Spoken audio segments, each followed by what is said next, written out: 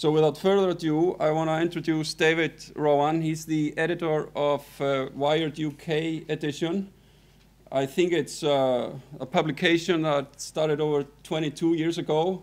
It's been current and relevant for over 20 years, which is quite a feat in the changing IT landscape. So I'm really looking forward to hear what you have to say. Thank you.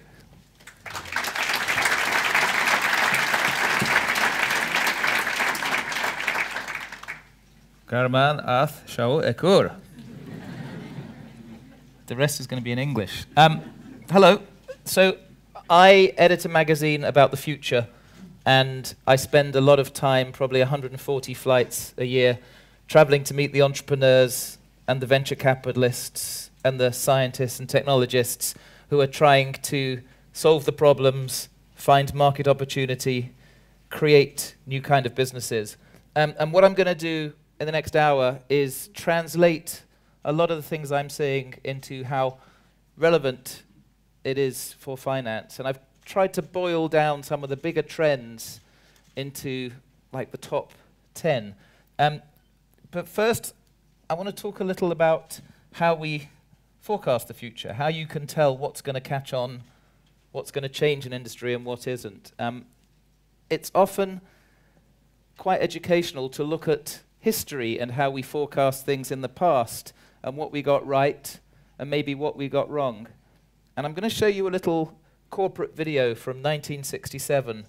A big American corporation, the Philco Ford Corporation, made a video about what it thought life would be like in 1999.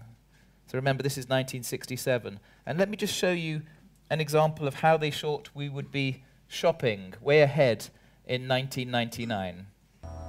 Love this. It's 47 years old, and it got it completely right, almost. So the form factor is more like this. But if you think about it, it's how we wanted to use it that they got right. It's simplifying your life. It's connecting to loved ones. It's expressing your identity.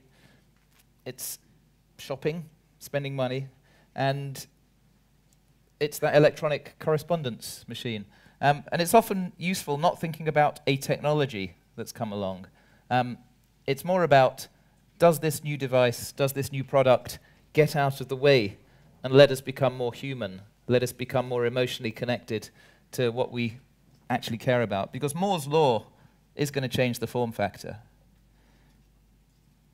There was a great line in the film The Graduate where Mr. Maguire says to Benjamin, "I've just got one word for you, one word about career advice." And it wouldn't be plastic if it was happening today. I think it would be mobile. And the first of the big trends is how comprehensively the world is connecting on these small devices, not just the expensive ones, but the $25 ones that are now smartphones that are starting to come onto the market. So you remember in the 1950s, the American landscape changed because the motor car became affordable for the average family, and you suddenly had new architecture. The out-of-town shopping mall became a possibility. This is much more significant and much more accelerated, and this is transforming all sorts of expenditure in an incredibly short space of time. It reaches more people. It forces every existing business to rethink how it's going to reach the customer. If you think about the numbers, 3 times as many people get on the internet for the first time now every day using one of these than babies are being born. And there's even apps now to check how many times you're checking your apps on your phone. It's like an addiction, and it's behavior changing, and every single business must kind of address that. So this is a man I spent some time with last December in Mountain View. He came to America from communist Ukraine, age 16 as a refugee, lived on welfare, and was always frustrated that it was expensive for him to call his family back home in Kiev. And so as he did a couple of tech jobs, he worked at Yahoo, he kept thinking, how can I solve this problem? How can I remove this friction? So he invented an app. And you probably know where this story's going. So WhatsApp, when I went to see them, they had 430 million monthly active users. By the beginning of February, it was 500 million. Facebook buys them in February for $19 billion. In the 4 years that they spent building up their 500 million active customers, how much did they spend in total on advertising plus marketing plus public relations? So it's a new kind of world where if you have a product that people love and that's simple, it will do its own marketing. They're obsessed with simplicity. They kept refusing requests to add features. They just wanted the platform to have no clutter. The co-founder of this man, Jan Koum, put a post-it note on his desk, which is still there years later. No ads, no games, no gimmicks. And I think nobody wants complications in their life. They could have had a short-term financial return by putting ads in there, but we wouldn't have loved it. Although when the BBC reported the $19 billion purchase, it became easier to understand because they said it was an incredibly valuable massaging service, which I accept that kind of valuation now. So think of payments and financial transactions. This is just PayPal's mobile payments. Look at that growth curve. It's come out of nowhere. This is Jack Dorsey's company Square. Just look at the rising transaction volume since 2011 to this spring. This is not counting they did a deal with Starbucks so that they're accepted in American Starbucks. Even outside Europe and North America, all sorts of other extraordinary growth curves. So in Kenya, estimates vary, but about a third of the economy goes through this mobile transaction service, M-Pesa, peer-to-peer, through people's standard phones. Doesn't have to be a smartphone. So this is the proportion of people who use their phones for payment outside the West. In Kenya, almost 70% of people. In South Africa, in particular. And then a new device comes along. This was the last one, not the bendable one. And it has a new technology, and it kind of resets the game again. So the 5 came with something called iBeacon, which is Apple's way of using low-energy Bluetooth. Low-energy Bluetooth is a way of communicating 100, maybe more, meters away, and you can identify a device before someone's in the store when they're on the other side of the road, and you can have this conversation. So that creates a new kind of intimacy. Plus, Apple has this biometric Touch ID, plus it's got your credit card number, so suddenly Apple becomes maybe the most powerful potential payment service in the world. Already, this low-energy Bluetooth is being used in retail. This is a company called Estimote that has this blue cube on the wall of a shop that sends targeted offers to customers in the neighborhood. And PayPal's doing the same with PayPal Beacon. So you have this new, very granular relationship with the citizen, with the customer. And it changes their expectations very fast. And think of fast-growing companies, taxi service, Uber. It's all via the mobile device. So this is the growth curve of a bunch of these taxi services. The green one is Halo, the blue one is Uber, the red one is Lyft, big in America. Any kind of business wants to be on that curve. If the existing transport companies don't move as quickly, they're going to be irrelevant.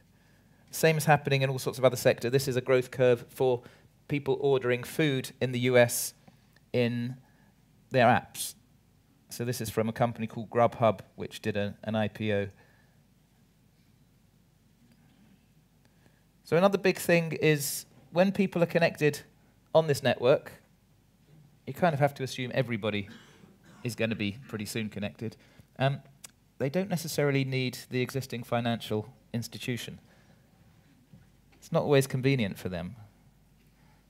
So can someone guess what these businesses have in common? Everything from a games company to a dating company to a travel booking company to news companies. Well, they all take payment in Bitcoin. Now, Bitcoin is still not officially recognized in many jurisdictions, but there's now Bitcoin ATMs, and it's a peer-to-peer currency. And these are, again, some growth curves showing the number of Bitcoin wallets people have. And there's not just one player, there's a whole bunch of them. And it's not necessarily going to be Bitcoin that wins. There's a whole bunch of other cryptocurrencies fighting for domination. But what we have learned is there is a real interest in people connecting in ways that allow them to pay without giving transactions to the banks, without waiting for the bank to allow them to access their money. And if you're the security agencies, actually this is probably better news than people paying cash, because inside Bitcoin there's a record of all the other Bitcoin transactions, and it is pretty traceable. And then the peer-to-peer thing is happening in lending. So you need a loan, you don't now need to go to the bank, you can go to services like this, or Orchard, which is a newly heavily funded one with people from some of the big hedge funds. There's a big funding injection they just got this week.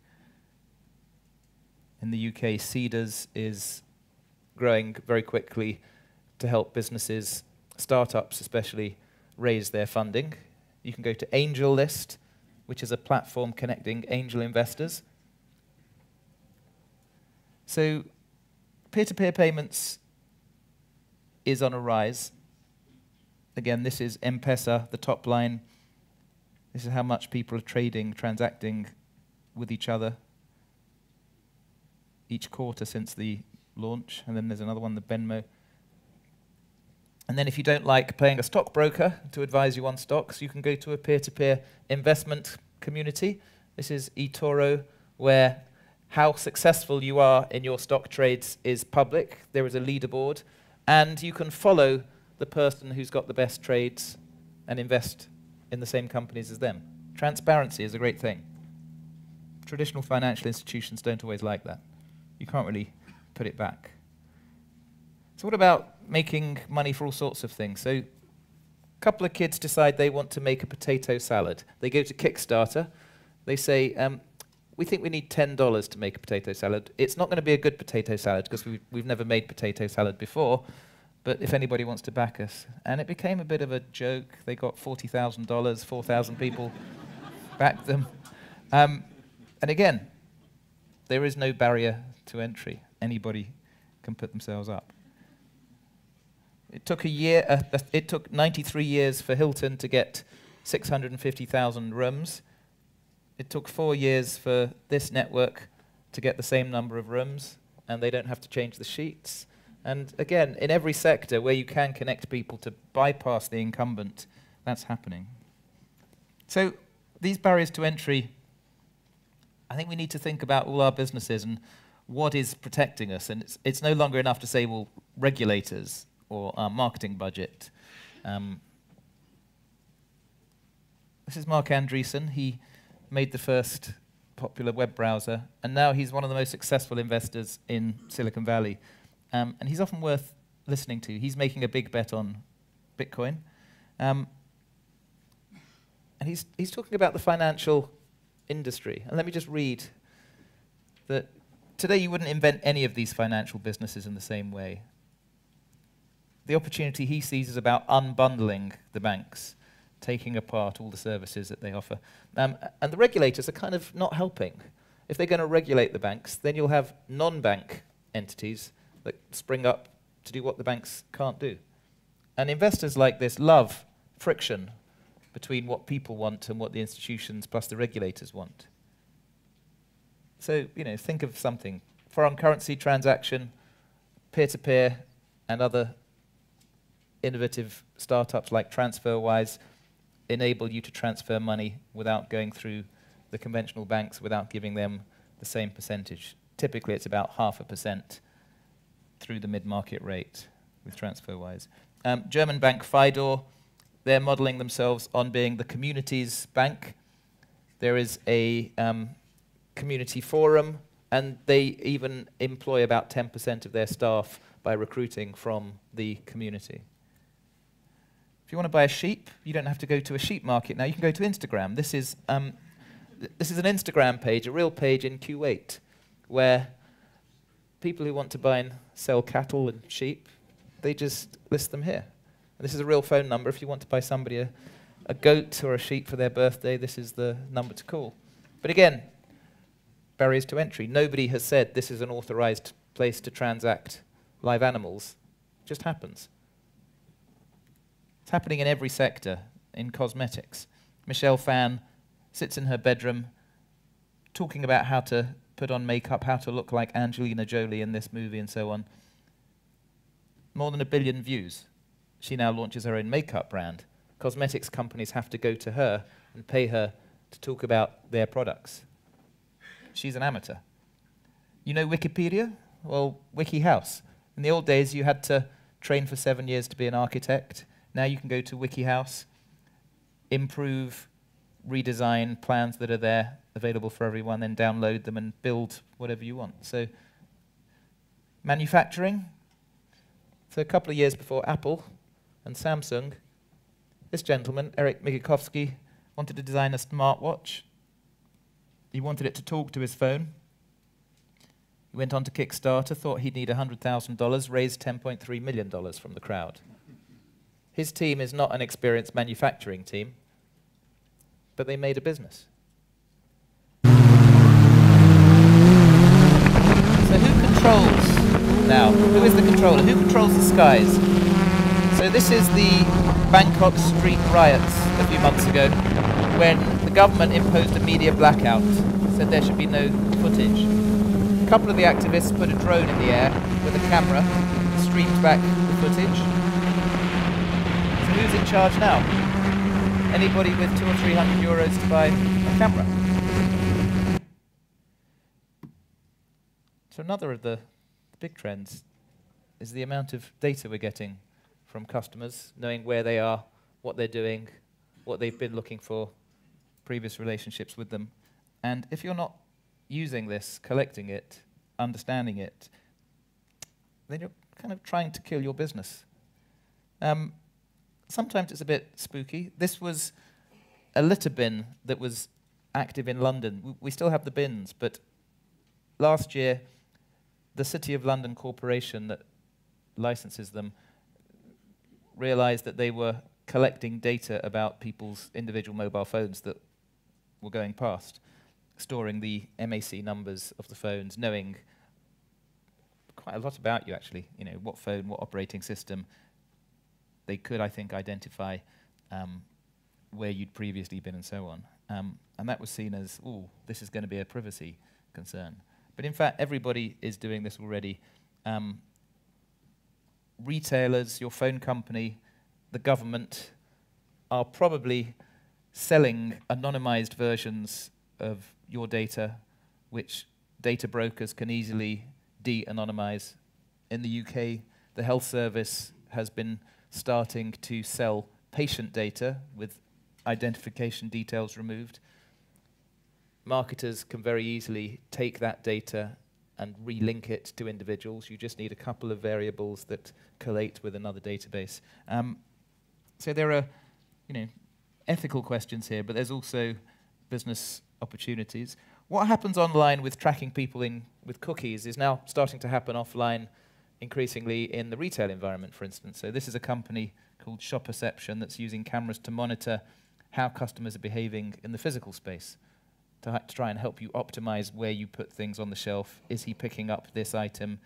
Is it a conversion? Is he buying it? So this is another company, QVD, that's monitoring people. Again, it says anonymously, using face recognition or tracking faces. Whether we're comfortable or not, this is how people are going to optimize their revenue. When you're recruiting for staff, increasingly it's likely that they will be given a game to play. This is a game called Wasabi Waiter by a company called Knack. It measures people's behavior in the game and it gives a score afterwards to the recruiter. Are they cooperative? Do they make executive decisions? Do they make quick, logical decisions? So, data is power. Monsanto last year spent almost $1 billion on this company that monitors climate data. Because once you understand it at a very deep level, You can sell the service, you can help farmers who make very big financial decisions. McLaren, the Formula One company, in a typical race weekend, will collect 3 or 4 billion data points from the driver, from the car, sensors everywhere, and they find a way to visualize it and decide in real time whether to pull the car in for new tires, to adjust the steering wheel and so on. Data is power. And it kind of moves towards Minority Report. 12 years ago, this was science fiction. Tom Cruise walking through the shopping mall, it recognizes him, it targets him with personal offers. It's now like a documentary. You know, this is no longer surprising.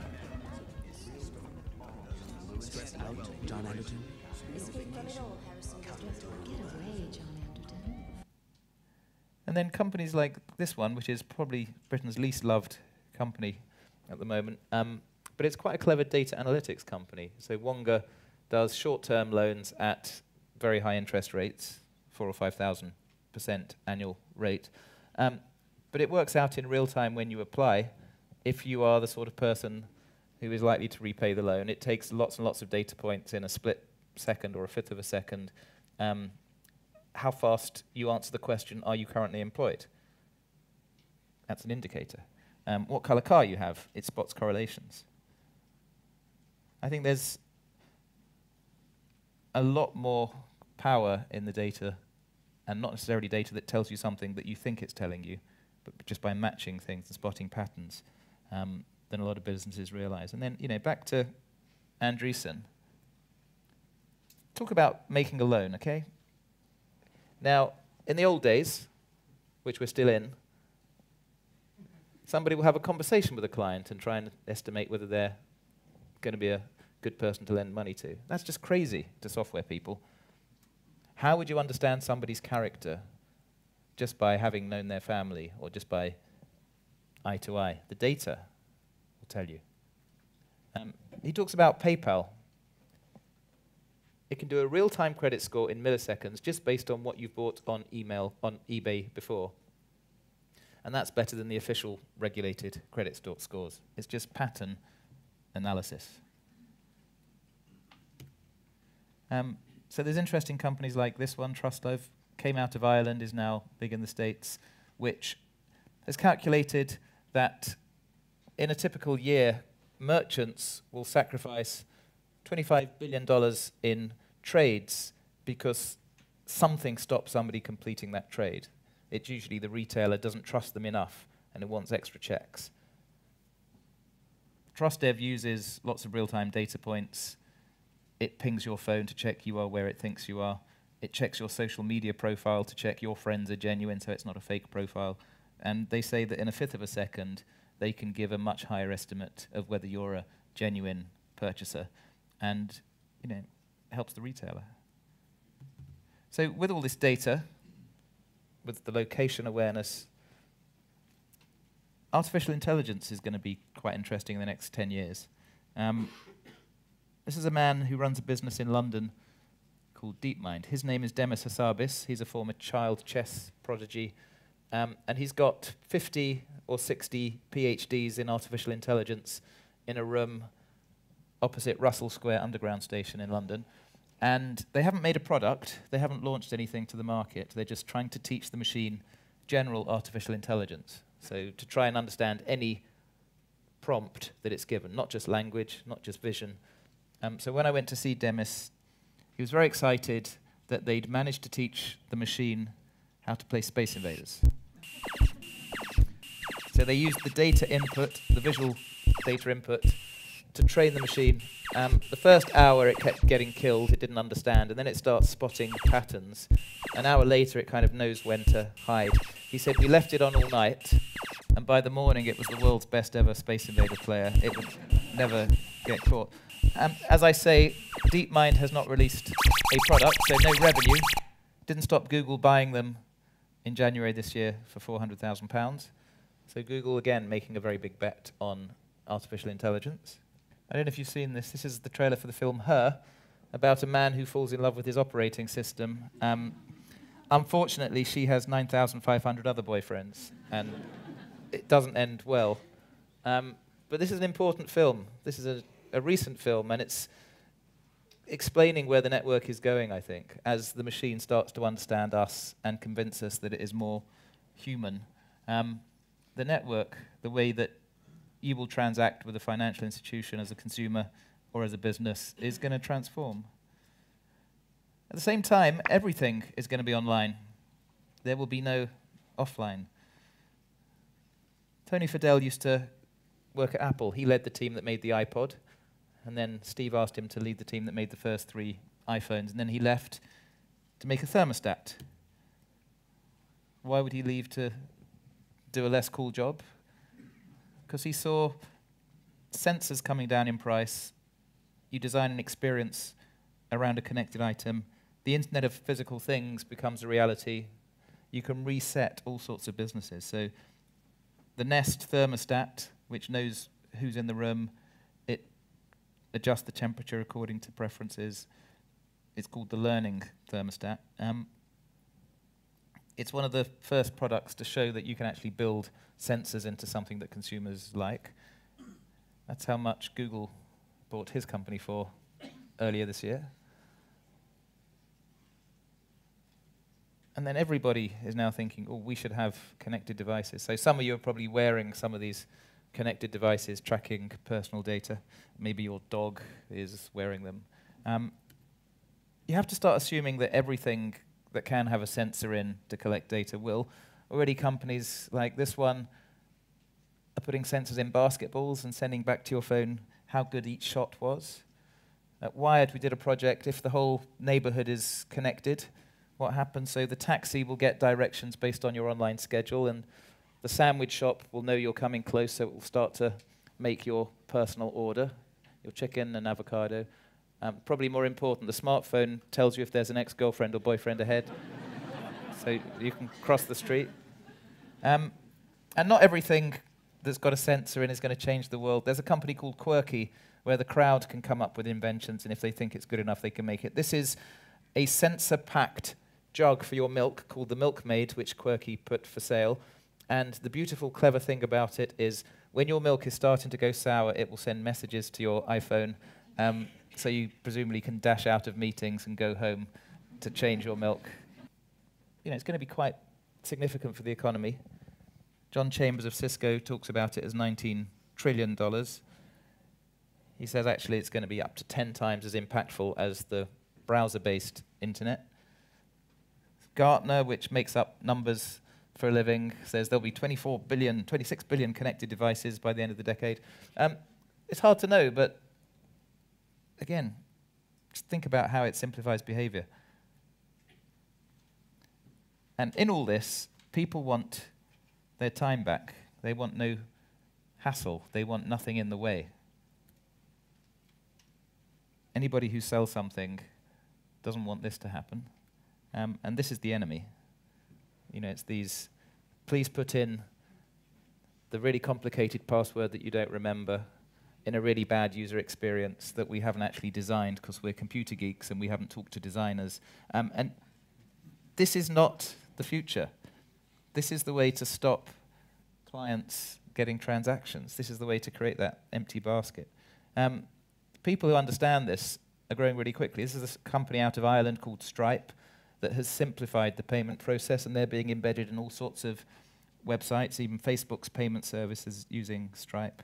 A Swedish company, Klarna, again, is bearing the risk for the merchant as you go to the checkout. So you, as the customer, are not delayed, and they do real-time checks to check that the risk they're bearing is a fair risk. And again, Uber is all about designed simplicity. When you set up an account, you don't even have to type in your credit card number. You just photograph it. It will do the work for you. That's how much they were valued at the last fundraising round. So there's lots of experimenting about how we're going to interact with the network in a frictionless, seamless way. This is an Israeli company, Point Switch, is thinking it could be the human as the remote control. Maybe. It's like we don't want to go and find the remote control. Wearable computing will be big, but probably not like this. This is not the future of wearable computing. this is probably not the future of wearable computing either, unless you're doing like an industrial task where you need layers of data in front of you, because it doesn't make you feel very human. It makes you self-conscious. Although this is the technology writer Robert Scoble, who when he first got his Google Glass, he was messianic. He said, I'm always going to wear this day and night. It's like changing my world. If you don't want to see a grown man in the shower with his Google Glass, look away now. No, I think wearable computing is more likely to be in the stuff that we'd already wear, like clothes. So this is a startup called OmSignal that puts smart sensors inside fabrics. They've just done a deal with Ralph Lauren. So this gentleman, it claims to recognize his heart rate, how many steps he's made today, his breathing rate. It even thinks it knows his mood. It says at the moment he is excited. You'll have to work out why. Again, this is a London startup called Ease that's trying to use the Google Glass to pay the bill, the financial transaction. So the gentleman on the date finds the QR code, nods twice. Yeah, you're laughing, but he gets the girl, okay? That's probably not the future. Again, it's something that enhances your identity, not detracts from it. More likely to be in the stuff we'd already wear, like, if you're skiing, you would wear goggles. Why not the recon goggles that project data, how fast you're going, where you are, the weather? This is a wristband called the NIME that collects your individual heartbeat pattern and uses that to authenticate you, the car or the computer. That is more likely to work because it saves you the hassle. And if it's secure, people, I think, will warm to that. And then a new way of interacting with the network comes along, and actually it gets quite interesting. So the Oculus Rift, for the first time, makes virtual reality something that's actually quite compelling, quite significant. And it's not just games that it's now starting to impact. Already, this is the Norwegian Army is issuing these kind of glasses to its tank drivers, so they can get extra layers of information in real time. They can see what's around the corner. This is while training them. So you've got virtual reality and now augmented reality, which used to be really clunky. You had to download software. This is a company in Stockholm that uses augmented reality in the phone. It knows where you are, great images. It creates games in physical space, so if you want to shoot your colleagues in the office, if somebody has taken your coffee cup and you want to punish them,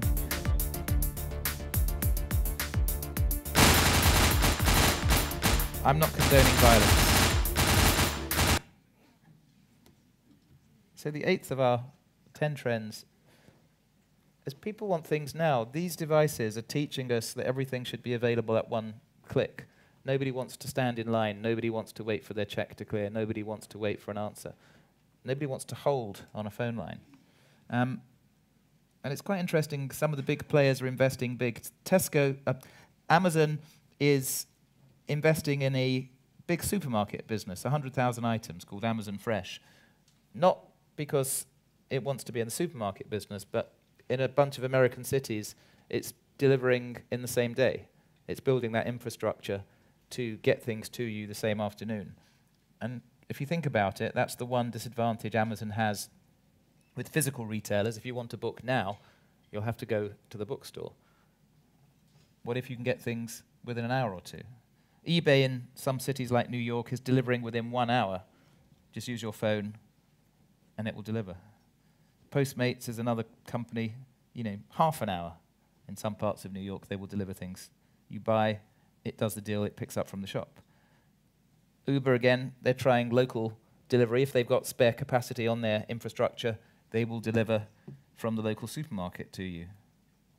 You can even, in San Francisco, get your medicine delivered by drone through this startup.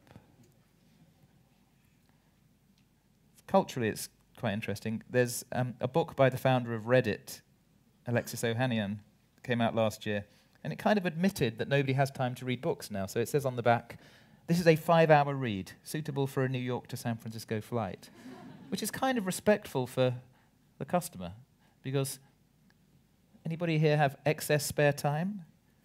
Medium, Evan Williams blog network, underneath every headline tells you how long it's going to take to read that story. That is a 3-minute read, that is a 20-minute read, so you can plan.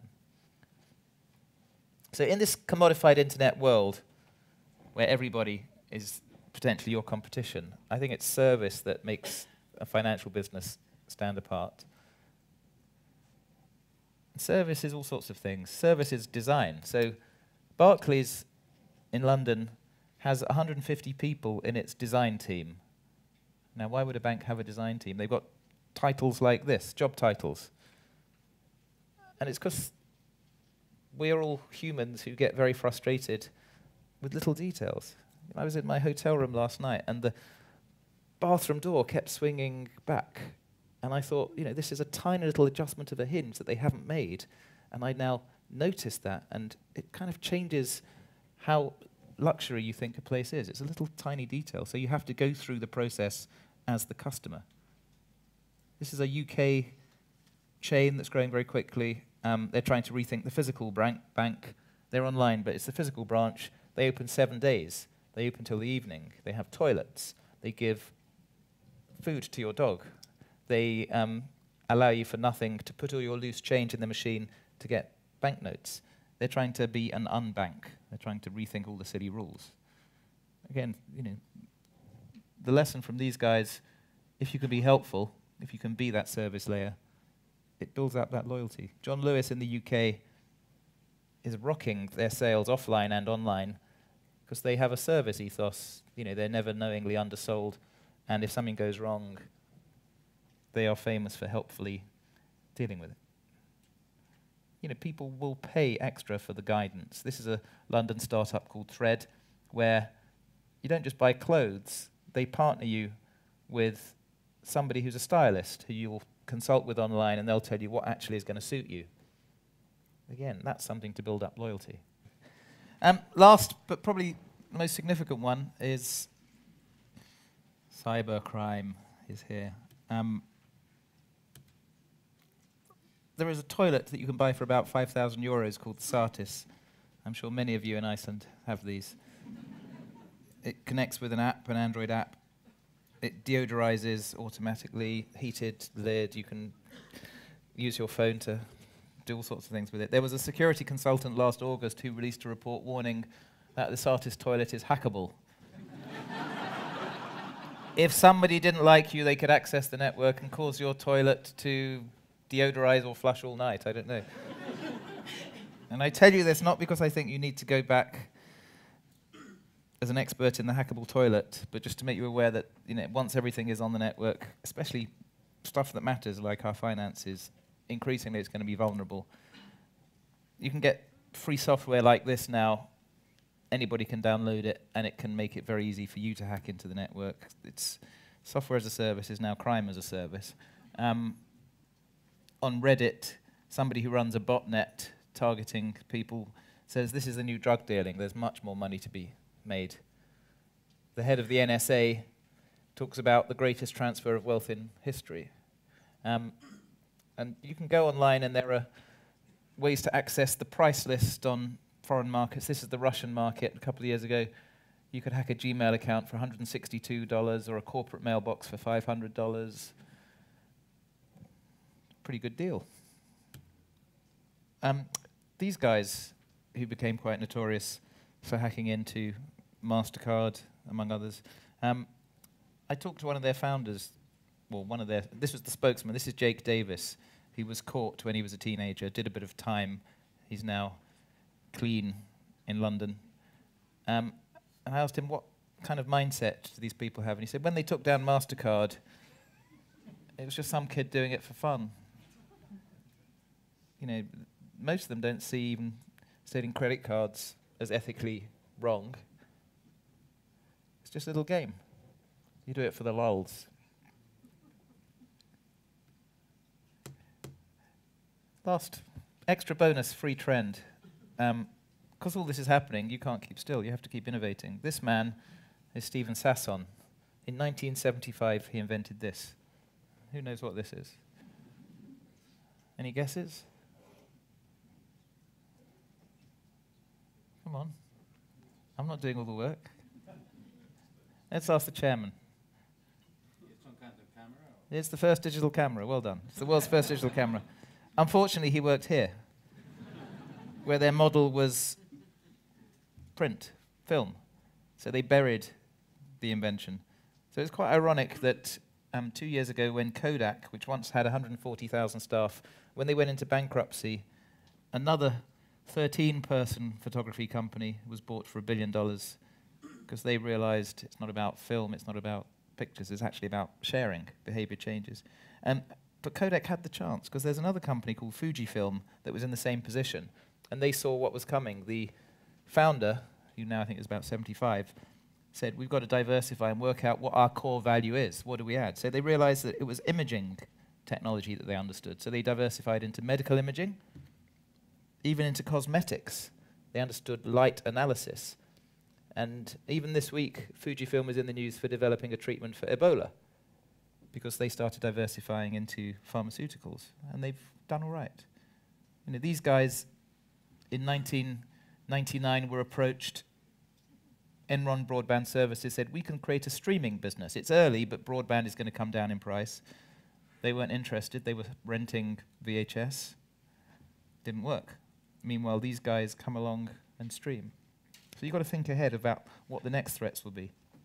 Because we move quickly. We're in the exponential era. The old linear era, when you add 1 plus 1 plus 1, you get to 30. That was the last century. Now when you're doubling at each step because of Moore's law, you get to 1 billion by the 30th step, and that very quickly changes the dynamics. That's the Moore's law curve that continues, that's also giving us these very powerful small computers the size of an SD card. And it's affecting, how quickly is the price of storage going to zero? If you were in 1994, you would not conceive of a cloud storage computing industry, but you're on that exponential curve, and suddenly the inflection hits you. How quickly does consumer behavior change because of a new device? It's accelerating. So I'll leave you with some advice from this gentleman. Keep experimenting. Keep trying new things, because it's not going to be as it was yesterday. These are posters you have on the wall in Facebook. This is the mindset. Move fast and break things. Get it out there. Done is better than perfect. This is the startup mindset. Is this a technology company? Existential question. Somebody's written, no, it's a poster-making company. So I'll leave you with a quick thought experiment. It's 1983. This new gadget comes on the market with celebrity endorsers. And you're AT&T, the big American provider of landline phones, copper cable. So you're worried. Is this going to be a threat, or is it an opportunity we should get into? AT&T calls in McKinsey and asks McKinsey to tell them, it's 1983, by the year 2000, how many of these mobile telephones will there be in America? So McKinsey goes and does its number crunching, and it says, well, actually, we think it could be quite significant. It could be like almost 1 million mobile phones, which was, wasn't a bad guess, slightly out. And there's 3 things McKinsey got wrong. One, again, it forgot the Moore's law that would change the form factor and make it portable. 2, they forgot the emotional connectivity aspect. It's not about the technology, it's about how it enhances our identity. And 3, they framed their thinking in that day's norms. In 1983, the norm, if you wanted to make a phone call, was to go to the call box, to go to the office, to go home. The norm today, just ask any 16-year-old, is wherever you are, you should get whatever you want. So I'm going to leave you with my own personal dilemma. I'm in the magazine business. Shiny magazine. We make apps, but still Wired is a magazine. What happens when the next generation grows up? You can't pinch and zoom a paper magazine. You can't swipe them. And it's a real question. What is her expectation going to be when she's 18? Will every store have to have a swipeable wall? Thank you.